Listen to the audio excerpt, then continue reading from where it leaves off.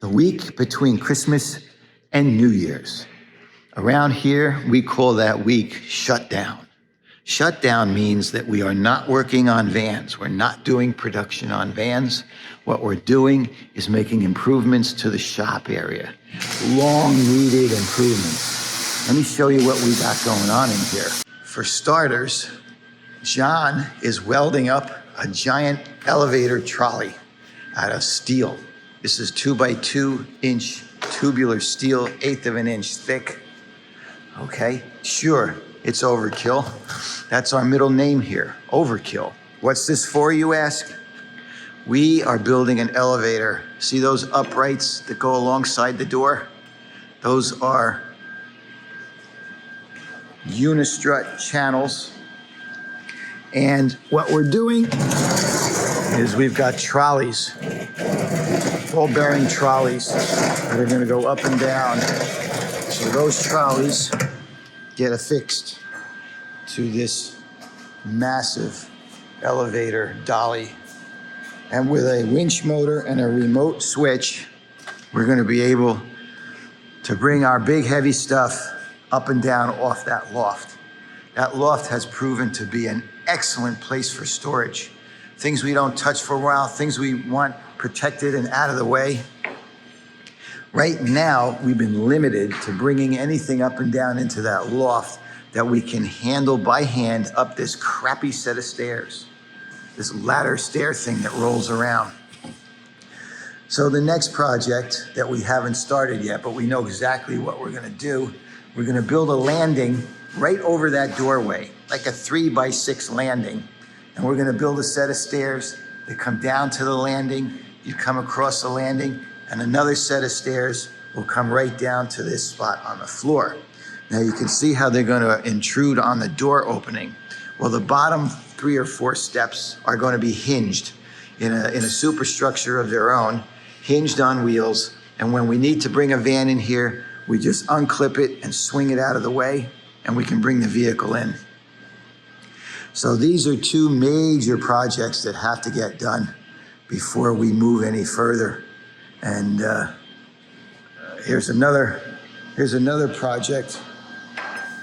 We finally got our upholstery room cleaned up and ready to go. Basically, we've been taking our vinyl out onto a work table. Whoa, my compressor just kicked on. Anyway, this is a 2-station upholstery table. So Ron built these racks. Really slick how he did that on the CNC to hold the tubes. So each side, we've got 2 stations where we can wrap vinyl panels, we can spray paint. Each of these tables has an HDME plastic. It's like an acrylic, very easy to clean, get the glue off of it. And if you notice, these tables are floating. We designed these tables in such a way, you can see they're all cantilevered.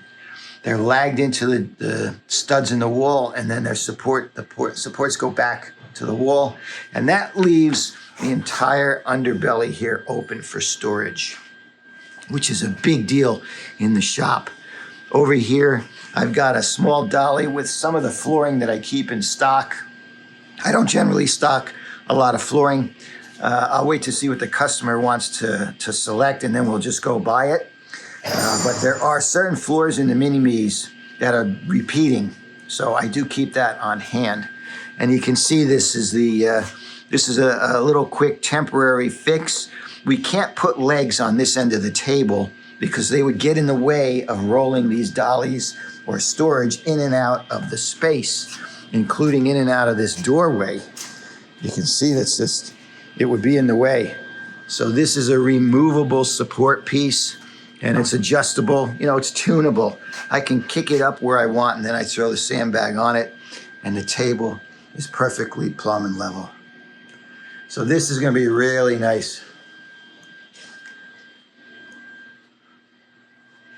2-tone gray, I love that. And this has been a big hit. This is a linen, gorgeous, gorgeous stuff. And then my old standby, the beige and the warm white. Nice. Moving on, we have our upholstery room. No, that was the upholstery room. We have our finishing room. So whenever our wood has been cut, sanded, and edge banded, and it's being coated, sealed, finished, it comes in here to dry. This is a clean room. It's dust free.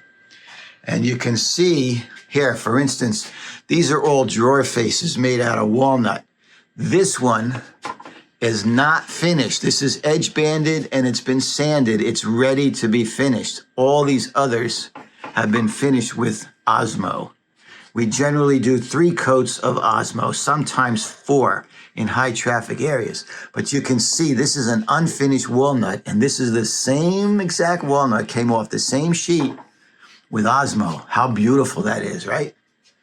We do some, we kind of get ahead of ourselves on mini-me drawer boxes. That goes under the bed in a mini-me. We build a bunch of those. When we're building 1, we build 3. Same thing with our sinks. Once they get assembled, cut and drilled, because yes, we have to cut and drill our sinks to fit. They come in here. So this is a drying room. You can see these guys are, these are for the mini-me's and the midi-me's. So we pre-make a bunch of this stuff so that when the van comes in, we can get a jump on it. We're becoming very efficient. These are ceiling panels for Roxy. We made those up ourselves. So that's it. Clean room. What else have we got? Oh, I know. Wait till you see this.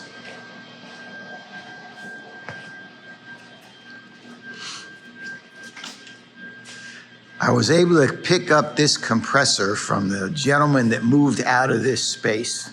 He didn't want to take it, and it's been a beauty for us. It's a nice big compressor, and I got it at a very good price. So one of the other projects is we had to run our air lines over the door. So we did that. We left our tab exposed in case we want to run those air lines any further. But on each side of the doorway, we put in our quick connects. Now this hose, this 1/4-inch hosing we use to run air, this is awful. This is like an octopus. This stuff will grab your ankles and pull you down. It's incorrigible. So I bought a retractable, and we're gonna see how that works. If that does a better job, we'll hang those all over the shop and pipe some air to them, because this is awful. It runs along the floor. It's just bad. Oh, see this hook rack here on the wall? This is the waste. This is the cutout from those vinyl rack shelves that are in the upholstery room. So we use one side of that cut for the racks. The other side we hung on the wall here, and we hang extensions cords on it and air hoses. No waste. So a few years back, I made work tables. I made one work table for my first little shop around the corner, my little 1,200 square foot shop. I made a work table and it served me well. But then I got these 2 professional woodworkers, these 2 cabinet guys. They came in and says, "George, your work tables suck. They're not flat. They're sagging in the middle." So they did try to fix them up a little bit. You know, they put in a support in the middle to try to minimize the sag, added another wheel. So instead of a 4-wheel cart, it's a 6-wheel cart. But still, it's not so good. It's not great. Another fix that we tried was to store all of our sheet goods. You can see there's 4 sheets of plywood that we're going to use in the van builds. We store it flat, which is always a great thing, but that gives us a flat work surface on these tables. But we had had enough, and we took the time during shutdown to build torsion boxes. This is a 4x8 torsion box. It's being built on our CNC table because our CNC table is the flattest surface in the shop. Forget about working on this concrete floor. This concrete floor is like hiking through the Appalachian Trail. There's nothing flat about it. It's ridiculous. You put a marble on it, it'll roll everywhere. So torsion boxes. You've got a big sheet, 4x8 sheet, right, a 3/4. And then we built these frames on the CNC. These all get cut out, glued and screwed together. And then another 4x8 sheet goes on top. And what that leaves us with is an absolutely flat surface that won't flex. All of these internal ribs will keep it flat. It won't tweak, it won't rack, it won't twist. And all of these cutouts is where we would put our tools. So if I was assembling an 80/20 galley, for instance, or a bed, that assembly would take place on top of the table, obviously, but all of these bins now, under the work surface, I could store my buckets of screws and T-nuts. I could store my elbows, all the components and tools. Everything that we're working on will go underneath in these pockets, which means our work surface remains clear and clean. You don't get sloppy that way. And with a 4x8 and all of this space for tooling underneath, 2 people can work on this table. We could assemble a galley here and a bed here, or maybe 2 galleys at a time. So these torsion boxes, we're gonna have 3 of them for each of these 3 work tables in here. The work table I have over in the other room, we'll get to that one in the next shutdown. So that's what we did this week during shutdown. It was a short week, only 4 days. So we did the best we could. We've got to get back to production next week. And anything we didn't finish during this shutdown, I think we're gonna have a little time in May between van switch outs when we deliver finished vans and we're waiting a week or 2 for new vans to get here. We'll have a little more time to complete these projects we wanted to do. So until next week, have a happy New Year's Eve and New Year. And I wish us all a healthy, happy, prosperous New Year.